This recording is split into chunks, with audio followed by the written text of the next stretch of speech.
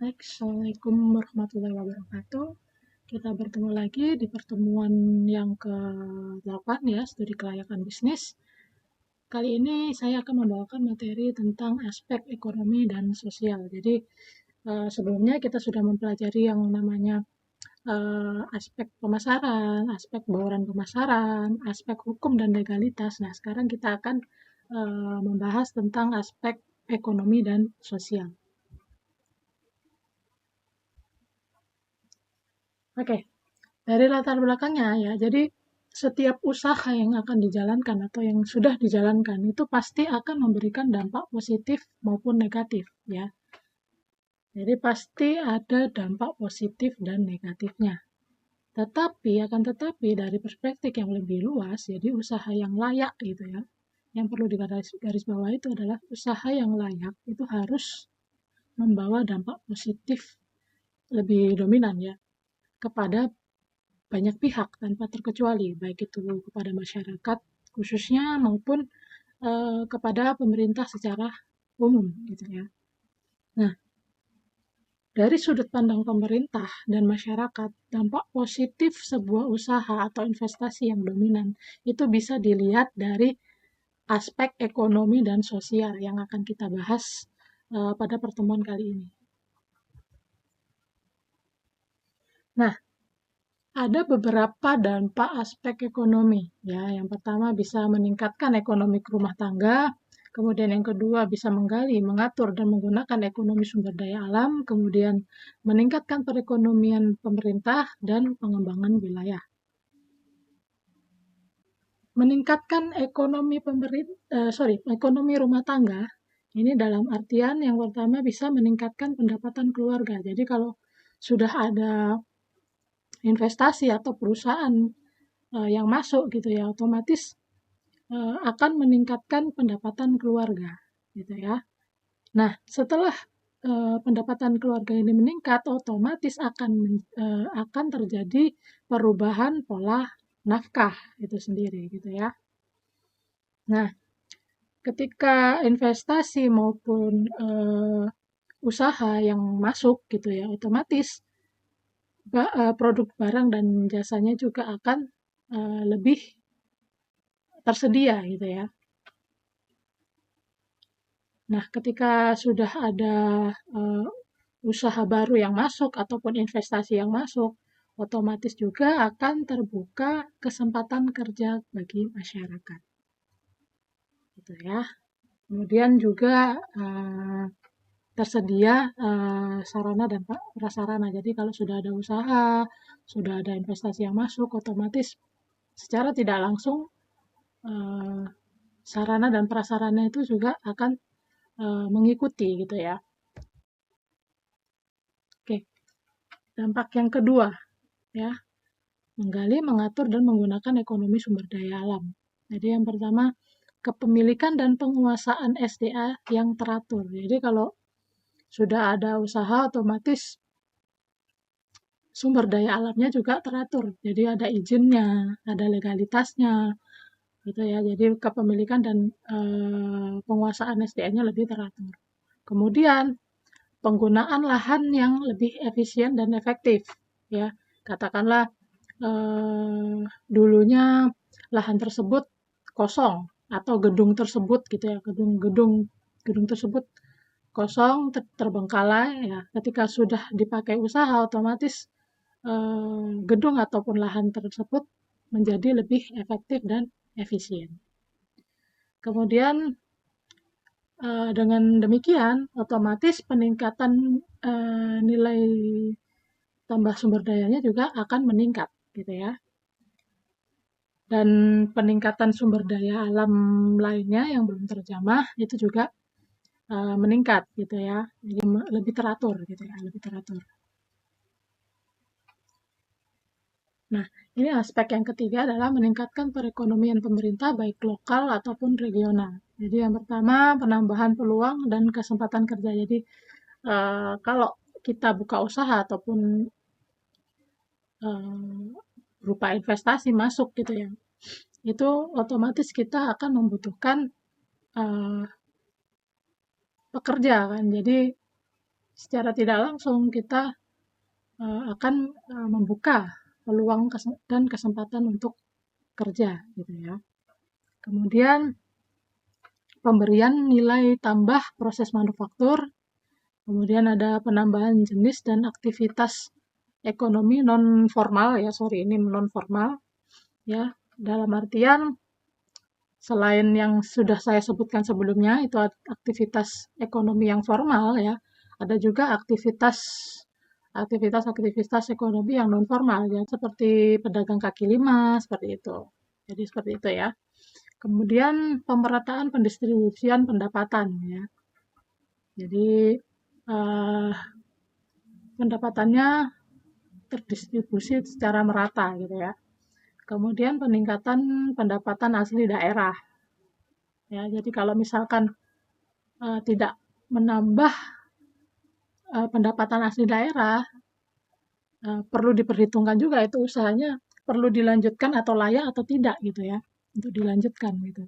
Kemudian adanya menambah pusat pertumbuhan ekonomi di daerah tertentu, kemudian mengurangi ketergantungan pada barang impor, dan yang terakhir memperoleh pendapatan melalui pajak.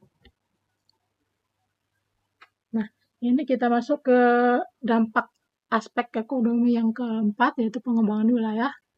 Jadi ada pemerataan pembangunan ya. Jadi kalau kita misalkan mall gitu, otomatis akan merata di daerah tersebut, itu akan merata pembangunannya.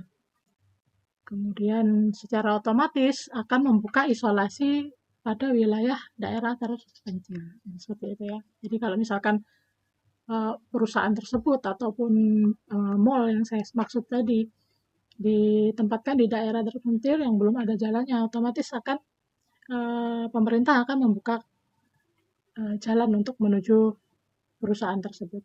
Jadi kurang lebih seperti itu. Nah, beberapa dampak aspek ekonomi juga ada 3 ya, ada perubahan demografi, ada perubahan budaya, dan perubahan kesehatan masyarakat. Nah, perubahan demografi yaitu perubahan struktur kependudukan. Jadi secara struktur kependudukannya juga akan berubah. Kemudian adanya perubahan tingkat kepadatan penduduk. Jadi misalkan di daerah tersebut awalnya belum ada mall, terus daerah tersebut tiba-tiba ada mall gitu, pasti otomatis di daerah tersebut lebih padat penduduknya gitu ya. Kemudian ada pertumbuhan penduduk. Ya, ada tingkat kelahiran dan pola migrasi. Jadi pertumbuhan penduduk ini, pola migrasi ini biasanya bisa saya contohkan seperti Jakarta. Jadi setiap tahun itu pasti akan bertambah. Jadi setiap tahun, setiap habis Lebaran itu pasti akan bertambah karena menganggapnya di Jakarta itu adalah pusat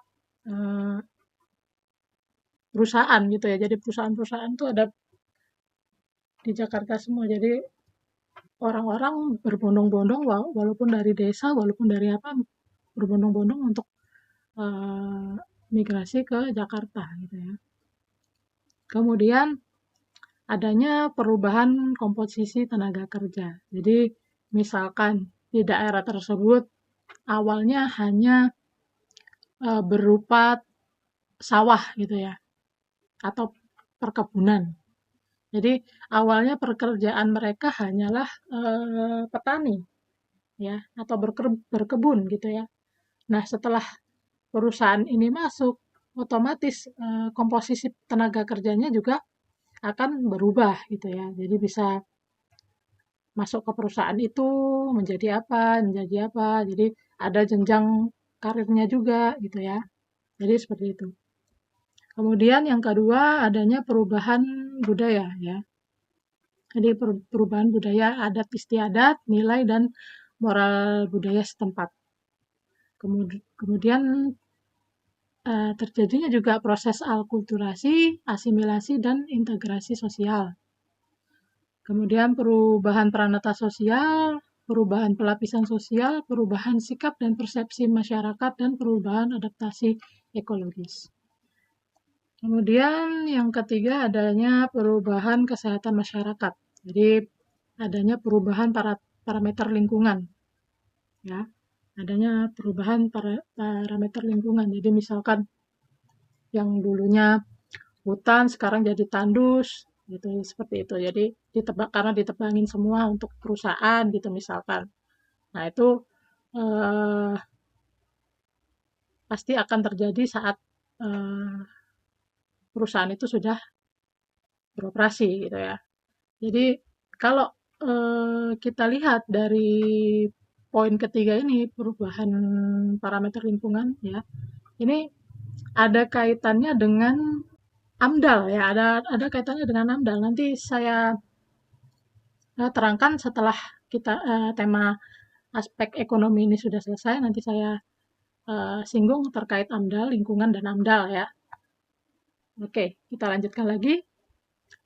Untuk yang kedua yaitu ada perubahan proses dan potensi pencemaran. Ini juga sama dengan AMDAL tadi ya, analisis ini lingkungan ya. Kemudian adanya perubahan potensi timbulnya penyakit. Jadi kalau misalkan perusahaan itu tadi otomatis berubah kan secara penduduk lebih ramai.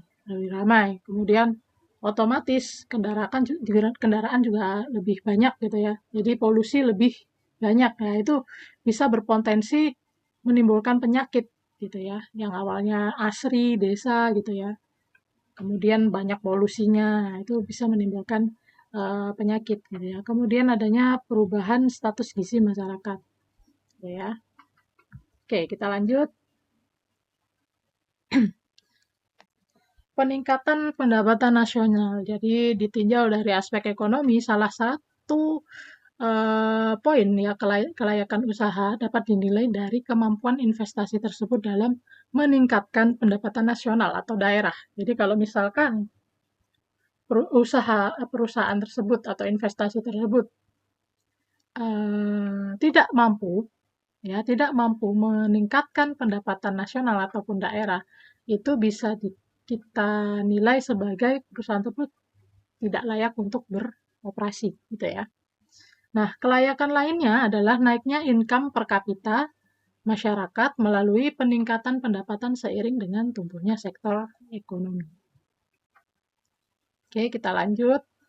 Nah, menghitung pendapatan nasional ya. Jadi kalau di aspek ekonomi ini karena tadi berkaitan dengan kemampuan perusahaan atau investasi tersebut dalam meningkatkan pendapatan nasional, otomatis kita harus menghitung pendapatan nasional tersebut. Ya. Pendekatan nasional tadi ada 3 pendekatan ya. Ada pendekatan produksi, ada pendekatan pengeluaran, ada pendekatan pendapatan. Nah, ini seharusnya kalian sudah ingat ya di mata kuliah kalian yang di ekonomi makro. Ya, harusnya sudah ingat. Karena pendapatan nasional adanya di ekonomi makro. Ya. Nah, dalam prakteknya, negara maju itu menggunakan pendekatan pengeluaran dan pendapatan. Sedangkan negara berkembang ya menggunakan pendekatan produksi dan pengeluaran. Jadi ada bedanya ya kalau negara yang sudah maju itu menggunakan pendekatan pengeluaran dan pendapatan, kalau negara yang masih berkembang itu menggunakan pendekatan produksi dan pengeluaran. Nah, ini saya remind sedikit ya, karena sebenarnya pendapatan nasional itu sudah kalian ampu di mata kuliah ekonomi makro ya, teori ekonomi makro. Ya. Jadi saya remind sedikit, jadi kalau rumus pendapatan nasional melalui pendekatan produksi, rumusnya adalah Y sama dengan P1 kali Q1 plus P2 kali Q2 plus dan seterusnya gitu ya. Jadi Y-nya itu pendapatan nasional, P1-nya itu harga barang ke-1, Q1-nya barang kedua, Q1-nya jenis barang pertama, dan seterusnya gitu ya. Nah, ini untuk pendekatan produksi.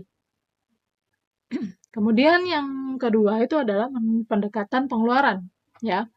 di mana rumusnya adalah Y sama dengan C plus I plus G plus X min M. Ya, ini harusnya kalian ingat ini.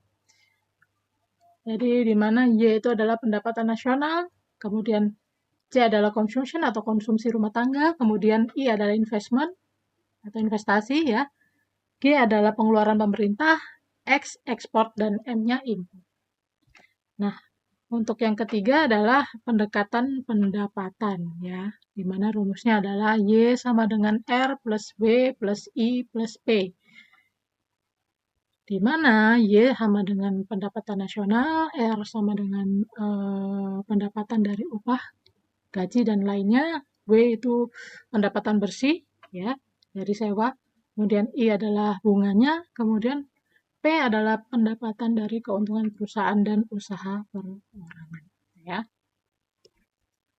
Nah, ini adalah beberapa contoh dari perhitungan pendapatan nasional gitu ya. Nah, ini beberapa contohnya, nanti kalian pelajari. Nah, ini contoh perhitungannya ya. Ini contoh perhitungannya.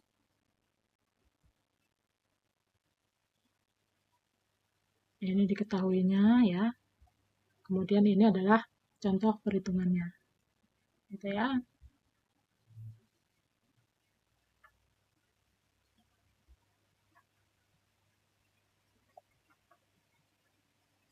Oke. Oke, mungkin itu saja dari materi aspek ekonomi dan sosial ya yang bisa saya sampaikan. Kurang lebihnya saya mohon maaf. Ketemu lagi di pertemuan berikutnya. Saya akhiri. Wassalamualaikum warahmatullahi wabarakatuh.